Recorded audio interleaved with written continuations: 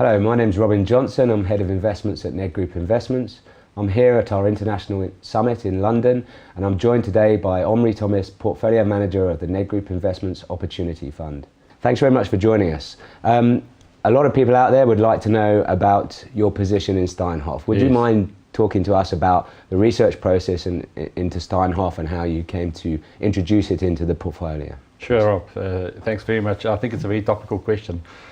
So when we were at the middle of last year, if you cast your mind back, it was very uncertain whether President Zuma's camp was going to win or Ramaphosa's camp was going to win. So at the time we were looking for rand hedges that were attractively priced, and within the market there were not that many value opportunities available. Steinhoff popped up on our radar screen as being quite cheap in absolute terms, also relative to its European peers, and 70% of their income is derived from offshore. So as a rand hedge, it was also quite attractively priced. So on a valuation basis, it looked interesting and it looked attractive. They also then listed Steinhoff Africa Retail, STAR, which they listed at 20 Rand 50. The share price went up to 26 Rand a share. Now, that made up over 30% of Steinhoff's net asset value. Right.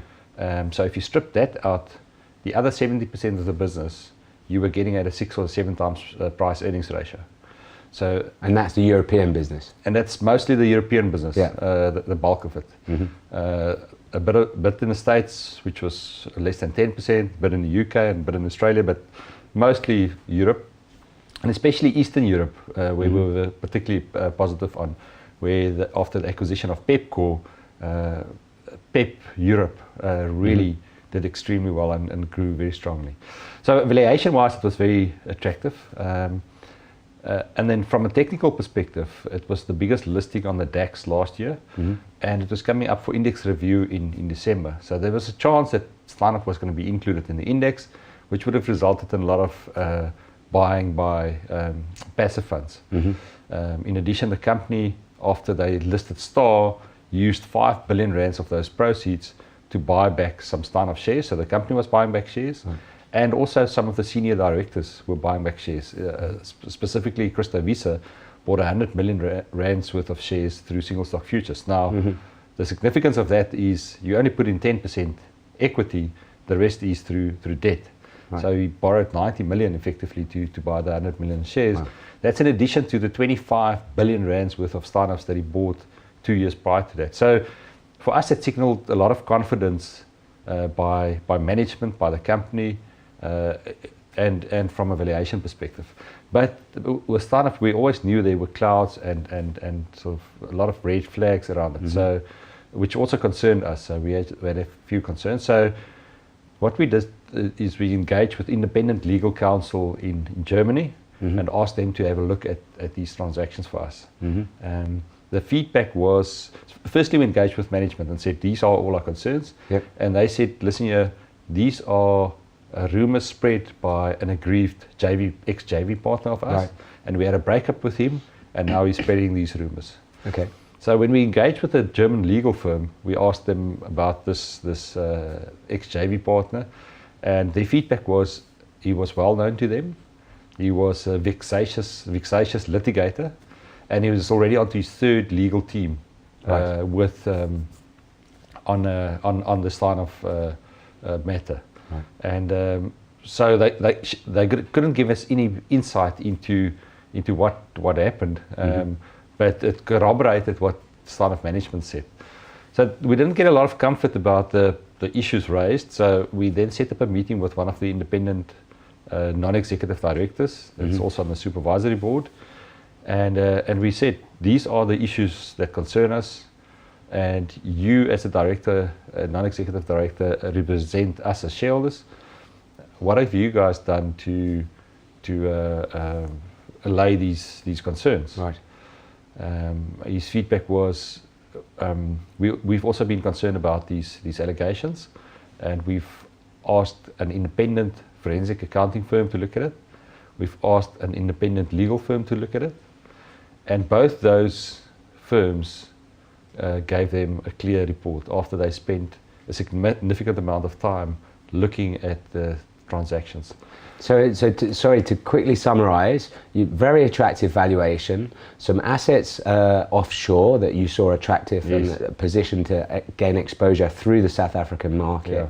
And you knew there were risks, but the investigation into those risks didn't bear any significant concern for you to worry about. Exactly. Okay. So, I mean, in our view, the results were going to be released very soon, and we saw that as the catalyst to unlock the value that we thought was trapped there. Right. So, in opportunity, I think where we really got it wrong is that we saw the catalyst as quite close. Right. So, tactically, we increased our weighting in Steinhoff quite a bit, but we said, okay, it's an increased weighting, higher than we would have liked to have. But let's put a hedge around our excess position. Right. But normally the way we do hedges, we only hedge for the first 10% downside risk. And when a stock falls 90%, it doesn't help you to have that first 10%. So, I mean, we made a portfolio construction mistake in having too high a weighting in a stock that there were concerns about. And there's been some more news out about other companies in South Africa, specifically Capitec, and then some rumours around Resilient. Yes. Any comments on those two companies for us? Yeah, so Capitec, Viceroy, the guys who put out the report on Steinhoff, also did a report on Capitec. We don't see much substance in the Capitec report. Right. We think Capitec is a fantastic long-term growth story. The valuation did concern us. So on the day they released the report, Capitec was down 25%, but it was still not at a cheap level. But it bounced 15, right? It bounced back quite soon. The company came out with quite a detailed response to the report, and I think it allayed a lot of the market's concerns. The bigger worry for us is Resilient, and there's been a report on Resilient as well, and we think there's a lot of substance to those concerns. It's a group of companies that trade at significant premiums to net asset value, and they've got cross holdings in each other. Right. And they've also been buying each other's shares. So, I mean, there's an allegation that the share price manipulation to keep on pushing up these prices, and what they then do is they issue new shares at these high prices. So you're issuing shares at a premium to net asset value and locking in that cash at very attractive levels. So it becomes it's a self-fulfilling prophecy on the way up. But if it starts unwinding, it can be quite problematic. They also gave loans for the BEE trust to buy shares in the company. They charged quite high interest rates on the loan, and they recognize that income in the income statement. Right. Now you giving a loan where you're charging 10+%, and that trust is buying an asset only yielding 4-5%. So it's a negative carry of 5-6% a year. So you need the share price to keep on going up just to be able to repay the loan. Right. And now we've seen quite a drop in the share price. So I think the BEE trust is also going to be under a bit of pressure. So with the increase in idiosyncratic risk we've seen in the South African market, has that changed the way you conduct investment analysis, or more importantly, as you just mentioned, the way you go about portfolio construction? Yeah, Rob, I think that the important lesson that we learned from Steinhoff is where there are concerns and red flags, even though we've done a lot of work on it, I think from a portfolio construction point of view, we will limit the size of the position. Current companies that they're concerns about are Aspen, Discovery, Resilient, Capitec, as you mentioned. So for all of those companies, we've got very few of them we have got positions, but even if we had, we would have had a very low position. Okay, well, thank you very much for joining us today, Omri. Thank you, Rob. That was Omri Thomas, Portfolio Manager of the Nedgroup Investments Opportunity Fund.